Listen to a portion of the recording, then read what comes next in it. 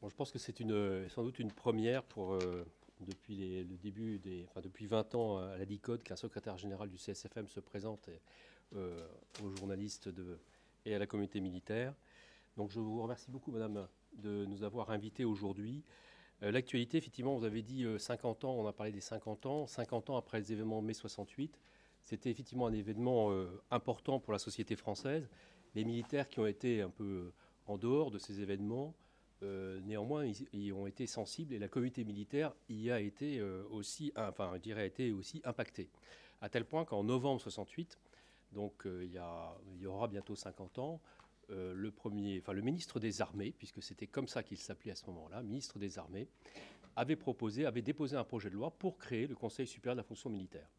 Alors je ne vais pas vous raconter aujourd'hui l'histoire du CSFM depuis 50 ans, mais la mémoire est toujours un point important pour les militaires. Alors à côté de cette mémoire, il y a aussi la modernité. L'actualité aujourd'hui de ce Conseil supérieur de la fonction militaire, on l'a déjà un petit peu défloré à l'instant. On a parlé de loi de promotion militaire, on a parlé de plan famille.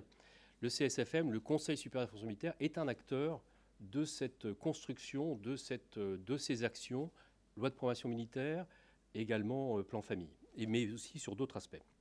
Alors, celui qui s'exprime devant vous, c'est le secrétaire général du Conseil supérieur de la fonction militaire.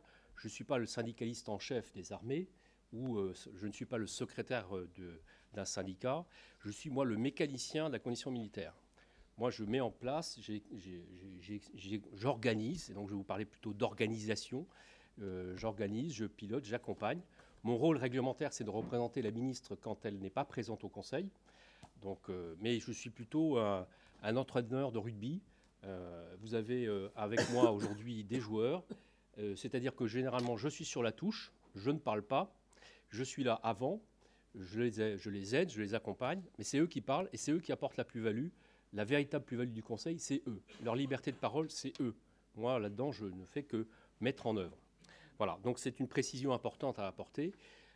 Si vous avez des questions pour les membres, bien sûr, on pourra y venir à la fin de mon propos. Effectivement, le Conseil, concrètement, aujourd'hui, c'est 42 membres militaires d'actifs, mais c'est aussi 3 retraités. C'est pas neutre. Ça montre bien la continuité qu'il peut y avoir dans la communauté militaire entre militaires d'actifs et retraités. Autre point que vous avez souligné, madame, qui est important de mon point de vue, c'est que c'est un des seuls lieux du ministère où vous trouvez des militaires de tous les grades, et de toutes les armées. Aviateurs, gendarmes, je ne vais pas tous les citer, vont déjà été cités. C'est un lieu très particulier où justement la couleur, on n'oublie jamais ses racines, mais par contre la couleur de la chemise, parfois elle a tendance à s'effacer un petit peu, et c'est le travail au service des militaires qui est important. Voilà. Alors concrètement, l'actualité, on a parlé LPM, on a parlé de centième session fin juin. Ce que je dirais également, c'est que pour être plus concret, et on va passer la vue suivante, il y a 2 points qui sont importants dans ce fonctionnement concret du CSFM. Sa mission première, c'est de conseiller la ministre des Armées, donc lui apporter des éléments d'appréciation parmi d'autres. Les chefs d'état-major, le chef d'état-major, les grands subordonnés apportent également leur vision des choses. Mais le CSFM a sa place, donne une place particulière dont je vais parler. Donc, conseiller la ministre, c'est le point important, c'est sa mission finale. Mais pour pouvoir conseiller utilement la ministre, il faut d'abord assurer une mission essentielle qui est d'écouter les militaires. Et c'est ce qui est ici décrit, c'est comment est-ce qu'on écoute les militaires. On a parlé des conseils d'armée, donc 9 conseils d'armée. Donc les membres du conseil supérieur sont aussi membres du conseil d'armée. Donc ils ont un ancrage dans la représentation, dans la concertation de chacune des armées. Ça, c'est le premier point. Et à ce titre, ils participent à un certain nombre de travaux, groupes miroirs, des réunions de CFM, bien sûr, et des réunions régionales par armée. Donc ça assure la continuité, la mémoire, le contact avec sa propre armée. Le deuxième point qui est important, c'est que je dirais ces concertants, ceux qui sont ici présents, ils passent en gros un tiers du temps à Paris, à travailler en commission, à travailler avec moi, et puis 2 tiers du temps, ils sont en région. Ils sont dans leur unité, tout partout en métropole. Et dans ces temps en région, eh bien, c'est les temps qui sont consacrés à l'écoute des autres. Et ça passe, vous voyez ici les chiffres. En 2018, donc depuis le début de l'année, on a rencontré, les militaires du CSFM ont rencontré plus de 3000 militaires. Encore une fois, que ce soit du service de santé ou au sein de la gendarmerie, ou dans l'armée de l'air, c'est tous azimuts. Donc 3000 militaires, ce qui revient je dirais, grosso modo, à rencontrer 700 par mois, et ça fait à peu près 80 unités qui sont rencontrées. Alors, il n'y a pas de mystère, les armées, ce n'est pas uniquement le Conseil supérieur de la fonction militaire. À côté de ce dispositif d'écoute, de visite des unités, bien sûr, il y a les inspecteurs généraux, il y a des contrôleurs généraux, il y a les chefs d'état-major qui, évidemment, se déplacent aussi dans les unités. Mais c'est pour nous un point important pour éviter de porter uniquement sa parole personnelle. On est là à écouter les militaires. Donc 80 unités depuis le début du mois. Troisième point qui me paraît important, ce que j'ai demandé moi à chacun des membres, c'est de disposer d'un ce qu'on appelle un réseau de confiance. C'est des gens que vous connaissez, qu'ils connaissent, dont ils peuvent savoir si l'information qui est donnée, elle est pertinente, pas pertinente, etc. Et ça donne aussi une assise complémentaire, différente, d'environ 700 militaires qui peuvent porter leur avis, soit de manière instantanée, soit sur des sujets de fond qu'on peut solliciter. Donc, troisième point. Dernier point qui est moins connu, et là qui est en parallèle, qui n'est pas forcément la mission des concertants eux-mêmes, qui est une mission du secrétariat général, c'est que n'importe quel militaire, c'est quelque chose qui n'est pas forcément extrêmement connu, n'importe quel militaire peut poser des questions dans le domaine des ressources humaines au Conseil supérieur de la fonction militaire. Charge à moi, enfin à mes équipes, de se retourner vers les DRH du ministère pour pouvoir apporter des réponses à ces sollicitations.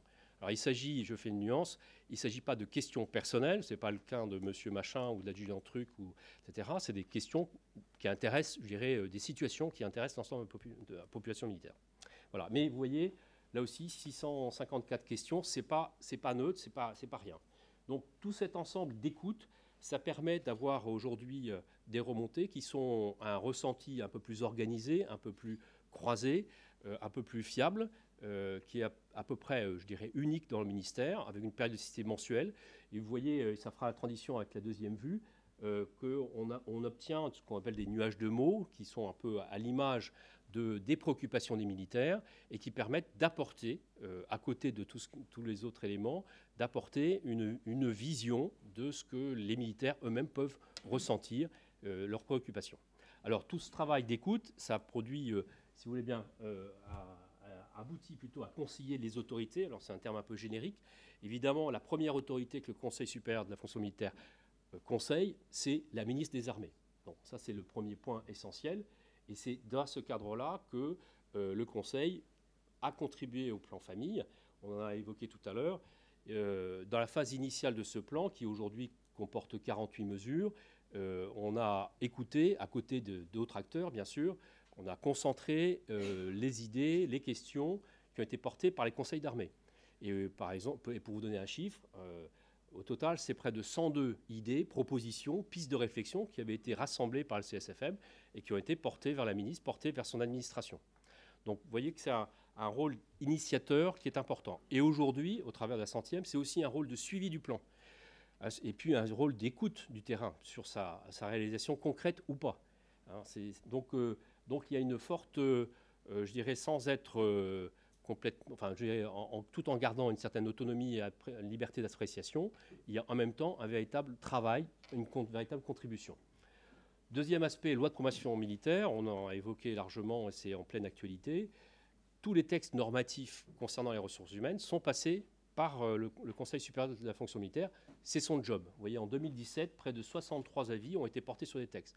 Alors, ce n'est pas neutre parce que c'est des évolutions qui peuvent être, je dirais, fortes pour les militaires parce qu'elles sont soit de nature statutaire, soit de nature indemnitaire, des rémunérations, soit sur, je dirais, les conditions de vie.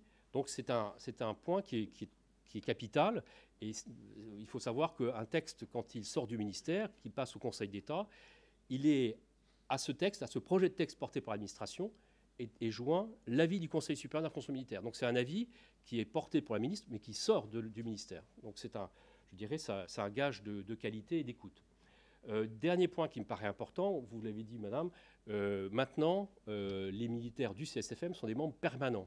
Et qui dit permanence, eh bien, dit, comme vous et moi, des gens qui réagissent. Et des gens qui réagissent quand les événements se produisent. Et la vie du ministère, au plan de la communauté militaire, elle vit comme les autres. Elle réagit. Le départ du général de Villiers a été un moment qui a été vécu par la communauté militaire. les prises de parole sur les réseaux sociaux, ça fait réagir aussi les militaires. Plus près de nous, je dirais l'action héroïque du colonel Beltrame, ça fait réagir la communauté militaire. C'est important, utile, en tout cas c'est un rôle que peut se donner en partie le Conseil supérieur de la fonction militaire. Il réagit, et il réagit à l'image d'une communauté, comme je l'ai dit tout à l'heure, qui comporte aussi bien des gendarmes que des aviateurs, que des marins, que des gens du service de santé, etc. Donc c'est un regard particulier, un regard qui peut s'exprimer et qui éprouve, enfin en tout cas qui, je crois, est intéressant pour le cabinet du ministre. Je ne vous cache pas que le conseiller social rencontre les membres du CSFM à peu près tous les mois. Donc il y a des échanges dans les deux sens. Voilà ce que pense la ministre, voilà ce que pense la communauté militaire. Voilà, donc premier client, si on peut dire, la ministre des Armées. Deuxième client qui était aussi important, on l'a parlé tout à l'heure de loi de programmation militaire, les assemblées. Et ça, c'est aussi quelque chose qui est assez nouveau. Le CSFM, dans sa version permanente, a été auditionné en audition publique au mois d'octobre sur la condition militaire.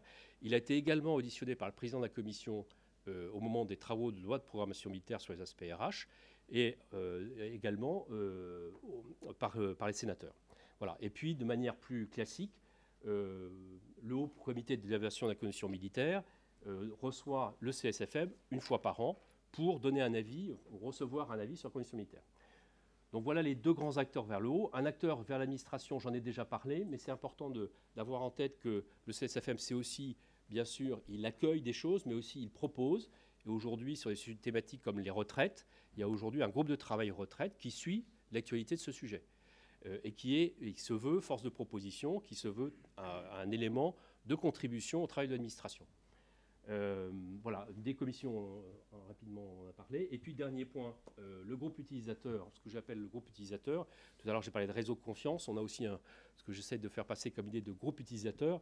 Il est clair que notre administration, elle sait produire, comme toutes les administrations, des tas de mesures intéressantes, utiles, intelligentes. Parfois elle oublie simplement que ces mesures intelligentes, utiles, etc., elles s'appliquent à des gens. Et donc le CSFM, dans ce cadre-là, il est un petit peu l'utilisateur final, celui qui va recevoir, subir, en fonction des, je dirais, des côtés positifs et négatifs, les mesures qui sont prises par l'ensemble ministère. Donc, porter la parole du terrain, mesurer l'impact sur le militaire de mesures qui sont prises parfois dans un très bon état d'esprit est important. Et c'est un des rôles du CSFM. Alors, je vous donne un exemple très simple. À l'automne, on a passé, enfin, comment dire, le ministère a référencé des mutuelles, on a changé un peu de dispositif. Avant, on avait une mutuelle, je dirais, traditionnelle, et on est passé à 4 mutuelles. Cette idée qui avait du sens, qui permet de mettre en concurrence des mutuelles, ça a provoqué aussi un certain émoi au niveau du militaire, parce que lui, il ne savait plus très bien ce qu'il allait devenir. Alors, on peut dire ce qu'on veut, il y a des gens qui sont très à l'aise avec ces sujets-là, et puis il y a quand même beaucoup de gens qui ne sont pas du tout à l'aise avec ça. Le travail du CSSM, ça a été de faire comprendre à la DRHMD qu'il était important de se mettre à la portée du militaire lui-même, de lui, vous savez, comme on connaît là, ces questions fréquentes, là, les FAQ, eh bien, il fallait se poser la question de savoir qu'est-ce que le militaire de base allait trouver, enfin, se poser comme question face à ce changement qui, dans l'esprit, était très intéressant, mais qui, sur le terrain, était quand même très désorientant. Voilà un exemple très concret de réalisation ou je dirais, de réalisation pratique. Voilà. J'en ai terminé un petit peu avec cette présentation. Sachez simplement que le CSFM, eh bien, aujourd'hui, c'est aussi, sa vocation, c'est d'abord de parler à l'intérieur du ministère, c'est d'abord de parler à la ministre, vous l'avez bien compris. Donc, notre job, c'est pas d'aller, c'est finalement assez rarement d'être dans les médias et de s'exprimer à l'extérieur, c'est vrai. Par contre, on s'exprime quand même sur les médias, je dirais, classiques, du type, bien sûr, Intradef, ça c'est notre réseau interne, mais aussi Internet sur le site de la DICODE Internet, et aussi sur la page Facebook. Et donc, vous trouverez sur cette page qui vit, je dirais, de semaine en semaine, un certain nombre d'informations qui intéressent la condition militaire.